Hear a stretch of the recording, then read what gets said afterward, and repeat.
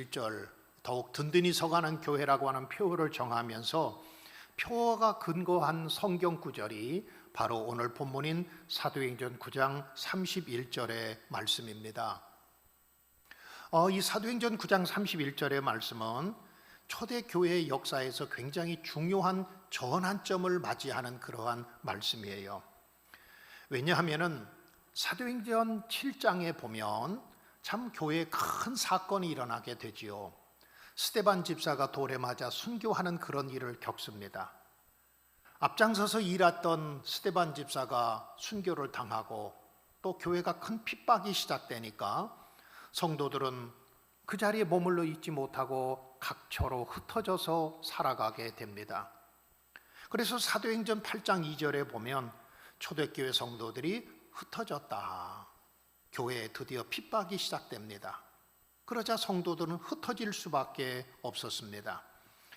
핍박을 당하고 어려운 일을 당하면 교회가 무너지고 끝날 줄 알았는데 오히려 흩어진 성도들은 그곳에 가서 복음을 전하고 교회를 세우고 하나님의 말씀을 전합니다. 그게 여러분 초대교회의 특징이에요. 힘들고 어려운 일이 있으면 포기하고 복음을 버리고 도망갈 줄 알았는데 그런데 오히려 그들은 흩어진 그곳에서 하나님의 말씀을 전하였고 그곳에서 교회를 세웠고 그곳에서 하나님의 복음을 전하게 된 겁니다. 그래서 오늘 본문의 말씀에서는 그리하여 그런 핍박과 어려움이 있었지만 그럼에도 불구하고 그리하여 이 그리하여라고 하는 이 본문을 세번역 성경에 보면 그러는 동안에 라고 그렇게 소개를 해놓고 있습니다. 그러니까 이렇게 교회가 큰 핍박과 어려움이 있었지만 그러는 동안에 온 유대와 갈릴리와 사마리아 교회가 평안하여 든든히 서가고 주를 경외함과 성령의 위로로 진행하여 수가 더 많아지게 되었다라고 하는 말씀인 것입니다. 교회가 큰 위기를 겪었습니다. 교회가 큰 박해를 겪었고 환난과 어려움을 겪었지만 그러나 오히려 교회가 그것이 전환점이 되어서 평안하여 더욱 든든히 서가는 교회가 되었다라고 하는 거예요. 저는 그래서 이 더욱 든든히 서가는 교회라고 하는 2026년도의 표어를 정하고 어떻게 하면 우리 교회가 더욱 든든히 서갈까? 우리 교회가 든든히 서가기 위해서는 무엇 위에 교회가 든든히 서가게 될까? 이것을 저는 고민하고 생각하면서 여러분들에게 세 가지의 말씀을 드리려고 합니다. 첫 번째로는 하나님의 말씀 위에 교회가 든든히 서가야 되겠다라고 하는 겁니다. 교회는 건물이 아니고 사람입니다. 사람을 세우는 가장 기초는 하나님의 말씀이지요. 사람을 세우고 사람을 변화시키는 것은 하나님의 말씀이 그 사람을 변화시키고 그 사람을 새롭게 만드는 것입니다. 초대교회는 환경이 좋아서 든든히 서갔던 것이 아닙니다. 아까 제가 처음에 말씀드렸던 것처럼 사도행전 8장과 7장부터 시작된 교회의 박해, 스데반의 순교로 인하여 교회가 극심한 어려움과 시련을 겪지만 또한 그뿐만 아니라 그 중에서 사도 바울은 교회를 진멸하려고 했습니다. 그러나 그런 상황 속에서도 교회는 흔들리지 않았습니다. 믿음이 흔들리지를 않았습니다. 하나님은 그런 상황 속에서도 말씀을 통해서 교회를 세워 가셨던 것입니다. 여기서 든든히 서간다라고 하는 말을 헬라어 원어 성경을 보면 그 뜻이 건물을 세운다라고 하는 말에서부터 시작되었습니다. 여러분, 건물을 세우는 거예요. 건물을 세울 때 기초부터 건물을 벽돌을 쌓고 하나씩 하나씩 건물이 올라가는 것처럼 끊임없이 교회는 새로워져야 되고 또 교회는 끊임없이 건물을 짓는 것처럼 말씀의 기초 위에 교회가 세워져야 되는 것입니다. 교회는 하나님의 말씀 위에 세워진 영적인 건축물과 같은 거예요. 교회에 하나님의 말씀이 죽어 있으면 그 교회는 죽은 교회입니다. 그러나 사람들의 심령들 속에 하나님의 말씀이 역사하면 그 말씀이 사람을 변화시키고 사람을 새롭게 만들고 그 말씀이 우리를 더욱 굳건하게 세워주는 것입니다. 마태복음 7장에 보면 예수님께서 마태복음 5장부터 7장까지 우리가 잘 알고 있는 산상수훈에 대해서 말씀하시지요. 그런데 마태복음 7장 마지막에 예수님이 이런 말씀을 하셨어요. 하나님의 말씀을 듣고 순종하는 자는 반석 위에 세우는 집을 세우는 것과 같다. 그러나 말씀을 듣고 순종하지 않는 자는 반석 위에 세우는 집이 아니라 모래 위에 집을 세우는 것과 같다. 그러면서 똑같은 집인 것 같지만 비가 내리고 창수가 나고 바람이 불면 반석 위에 세운 집은 절대로 무너지지 않지만, 그런데 모래 위에 세운 집은 크게 무너진다.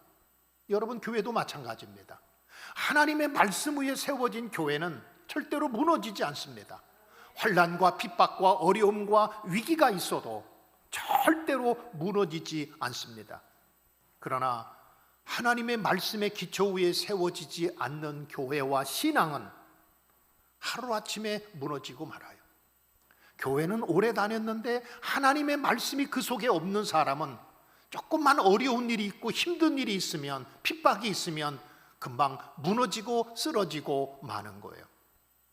말씀 위에 세워진 신앙, 하나님의 말씀 위에 세워진 교회, 이런 교회와 이런 신앙은 어떤 박해와 위기 가운데서도 흔들리지 않는 것입니다. 저는 지나가는 한 주일 동안 제가 묵상했던 말씀 중에 하나가 열왕기하 22장 2과 23장까지를 묵상해 보았습니다. 남유다 13, 16대 왕이었던 요시야 왕 때에 있었던 일이지요. 그 당시에 이스라엘 백성들은 우상을 섬기고 예루살렘 성전 안에서도, 여러분, 성전은 하나님을 예배하는 곳입니다. 그런데 성전 안에서도 우상을 섬겼습니다. 그게 그 당시에 영적인 상태였습니다. 우상을 섬기는 것이 밖에서 섬긴 것이 아니라 예루살렘 성전 안에서 우상을 섬길 만큼 그 당시에 이스라엘 사람들은 영적으로 피폐하고 영적으로 황무한 사람들이었습니다. 요시야가 왕이 되고 나서 그가 가장 먼저 했던 것은 성전을 수리합니다. 성전을 수리하다가 율법책을 발견해요. 그러니까 오늘날로 말하면 성전을 새로 리모델링 하는데, 리모델링 하다가 어디 깊숙이 박혀 있었던 율법책을 발견하게 됩니다. 율법책을 발견하고 요시야는 이 율법책을 읽으면서 옷을 찢어요. 하나님, 우리가 이렇게 살아야 되는데. 옷을 찢고 하나님 앞에 회개합니다. 그리고 이스라엘 백성들에게 우리가 다시 절기를 지킵시다. 우리가 다시 하나님 앞에 예배하십시다. 그러면서 종교개혁을 일으키고 신앙의 개혁을 일으키게 됩니다. 그러자 하나님께서 이스라엘을 축복하셔서 이스라엘이 든든히 서가는 나라가 됐다, 그렇습니다. 사랑하는 성도 여러분, 우리가 시험에 빠지고 넘어지고 쓰러지는 것은 힘들고 어려운 일이 있었기 때문이 아닙니다. 우리 속에 하나님의 말씀이 없었기 때문에 그렇습니다. 하나님의 말씀이 없는 사람은 언제나 넘어지고 쓰러집니다. 하나님의 말씀이 없는 교회는 언제나 쓰러지고 넘어집니다. 위기 앞에서 포기하고 마는 것입니다. 하나님의 말씀 위에 서 있는 교회는 어떤 위기와 어떤 어려움 가운데서도, 어떤 핍박 가운데서도 흔들림이 없이 그 교회는 더욱 든든히 서가게 되어 있습니다. 사랑하는 성도 여러분, 1년 동안 기도하십시다. 우리 교회가 하나님의 말씀 위에 서가는 그런 든든한 교회가 될 수 있도록, 그리고 우리 성도들 한 사람 한 사람이 힘들고 어려울 때에 하나님의 말씀을 붙잡고 살아나가는 한 해가 될 수 있도록 여러분 기도하시면 하나님께서 우리의 신앙도 든든히 서가게 하시고, 하나님께서 우리 서귀포 성결교회도 더욱 든든히 서가게 하시는 은혜가 2026년도에 하나님께서 그런 축복과 은혜를 부어주실 줄 믿습니다. 두 번째로는 더욱 든든히 서가는 교회가 되려면 사랑과 연합을 통해서 더욱 든든히 서가는 교회가 되는 겁니다. 든든히 서간다고 하는 것은 아까 말씀드렸던 것처럼 건물을 새로 짓는다, 건물을 세운다, 그런 뜻과 마찬가지라고 그랬어요.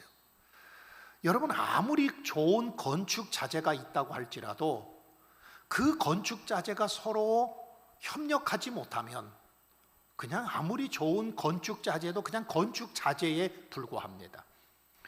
좋은 벽돌이 있다고 생각해 보십시다. 여러분, 벽돌이 참 좋아요.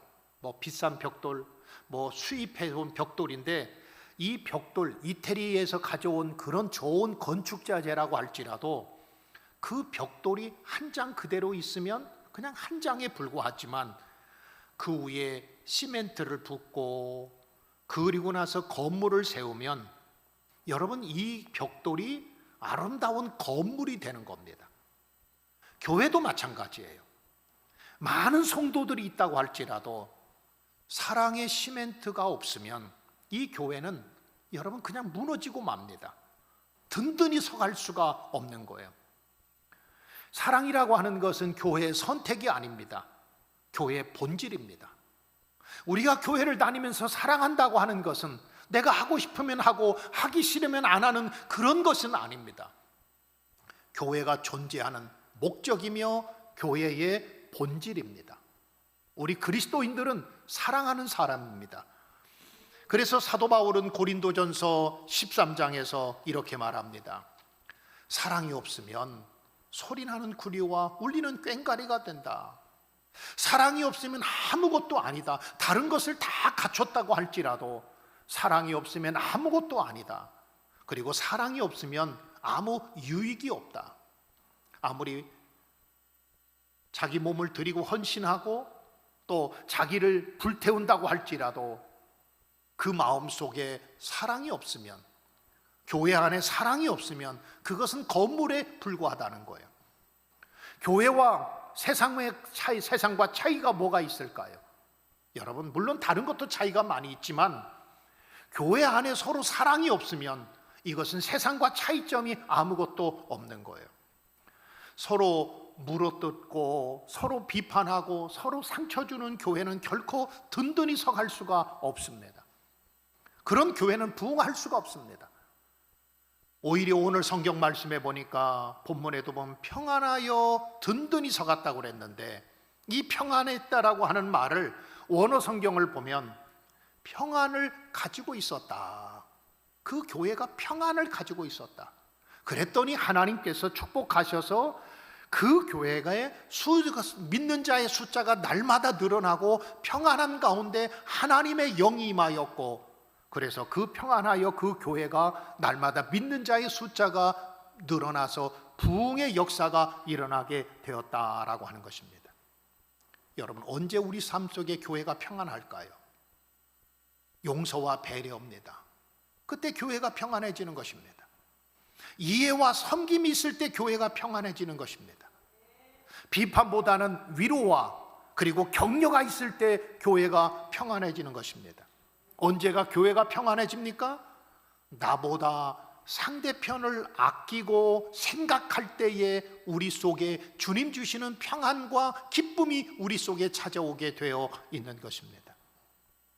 여러분, 언제 가정이 평화로운가요? 돈이 많다고 평화롭습니까? 아니면 사업이 잘 된다고 평화롭습니까? 아닙니다. 가족들 간에 서로 화목함이 있고 사랑이 있을 때 그 가정이 평화로운 가정을 이루어갈 수가 있는 거예요. 제가 언젠가 한번 인터넷에서 이런 글을 봤어요. 참 의미 있는 글인 것 같아서 여러분들에게 잠깐 소개하려고 하는데, 어떤 부부가 결혼을 했습니다. 결혼을 해서 아주 가난한 두 사람이 만나서 결혼을 하고 가정을 꾸몄는데, 이 부부는 죽어라고 20년 동안 일을 했습니다. 얼마나 열심히 일했는지 몰라요. 그래서 저축을 하고 또 모으면 저축을 하고, 내가 꼭 집을 하나 장만해야 되겠다. 내가 지금은 월세로 살고 있지만 그러다가 또 전세로 옮기고, 전세에서 살다가 조금 더 큰 데로 옮기고, 그러면서 내가 꼭 집 한 채를 사야 되겠다. 그리고 나서 드디어 한 20년 동안 부부가 그렇게 열심히 일하고 노력했더니 드디어 큰 아파트 하나를 장만을 했습니다. 아파트를 장만하는 날 부부는 얼마나 좋아서 부둥켜안고 울었는지 몰라요. 야, 이렇게 고생하더니 드디어 우리에게도 이렇게 큰 집이 생겼다. 그러면서 아내는 생각했습니다. 내가 이렇게 좋은 집이 있으니까 저 베란다에 의자를 2개 갖다 놓고 화단처럼 만들어 놓고 그곳에서 아침에 일어나서 커피도 한 잔 마시고 작은 테이블을 갖다 놓고 그곳에서 내가 작은 카페를 만들었으면 좋겠다. 그런 생각을 했습니다. 그런데 여러분, 2사람이 너무 바쁘게 살아요. 아이들은 아침에 일찍 학교에 가느라고 공부하느라고 바빠서 저녁에 들어오고, 이 부부도 역시 마찬가지로 아침에 일찍 나가서 자기 가게에 열심히 일하다 보니까 정말로 중요한 것은 그렇게 카페에서 만들어 놓고 베란다에 카페를 만들어 놓고 의자를 갖다 놓고 그래도 그곳에서 차 한 잔을 마시지 못했답니다. 어느 날 부부가 출근을 했는데, 그리고 집안 일은 가정부에게 다 맡겼어요. 이제 괜찮게 사니까 가정부도 두고 가정부가 집안 살림을 다 하고 빨래도 하고 식사 문제도 다, 청소도 다 가정부가 하게 하고, 그리고 이제는 이 부부가 어느 날 일터에 나가서 열심히 일하다가 급한 일이 집에서 뭔가 좀 가져올 일이 있어서 그 부인이 집에 들어왔답니다. 집에서 들어와서 보니까 왠지 모르게 커피 향기가 은은하게 풀려 나오는 거예요. 그래서 가만히 보니까 자기가 그렇게 앉아서 커피 마시고 싶었던 그 베란다에 가정부가 앉아서 커피를 마시고 있고 그 혜택을 다 누리고 있더라는 거예요. 그 순간 이 아내의 마음속에 이런 생각이 들었어요. 내가 왜 이렇게 살지? 내가 무엇을 위해서 이렇게 열심히 일하고 있지? 여러분, 많은 사람들이 어쩌면 저와 여러분도 마찬가지인 것 같아요. 돈을 위해서 살고 사업을 위해서 살고 바쁘게 일정 살아가다 보니까 여러분 마음속에 평안을 잃어버리고 살아가는 경우들이 참 많다고 하는 거예요. 어떤 교회가 좋은 교회일까요? 여러분, 어떤 교회가 좋은 교회라고 생각하십니까? 큰 교회인가요? 물론 큰 교회가 좋은 교회일 수도 있죠. 재정이 많은 교회입니까? 많은 사람들이 모이는 교회입니까? 여러분, 저는 가장 좋은 교회는 평안한 교회라고 생각합니다. 평안한 교회.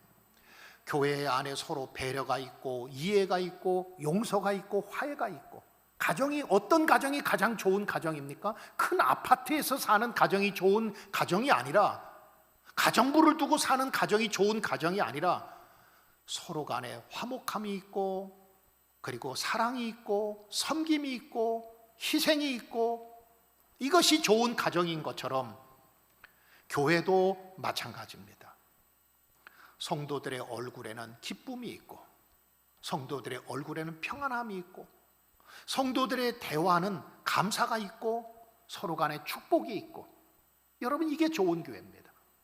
서로 만나면 헐뜯고 비난하고 욕하고 남을 무시하고, 여러분, 이건 절대로 좋은 교회가 아닙니다. 좋은 교회는 서로 감싸주는 것입니다. 부족함과 연약함을 서로 이해해 주는 것입니다. 여러분, 그럴 때에 오늘 성경에 보면 믿는 자의 숫자가 더 많아지게 되었고 교회가 부흥했다 그랬습니다. 사랑하는 성도 여러분, 저는 2026년도에 우리 서귀포 성결교회가 서로 사랑함으로 평안한 교회가 되었으면 좋겠습니다. 이것을 위해서 기도하십시다. 기도하시는 것뿐만 아니고 서로 이것을 위해서 애쓰고 노력하십시다. 여러분들, 우리 스스로가 겸손의 옷을 입으십시다.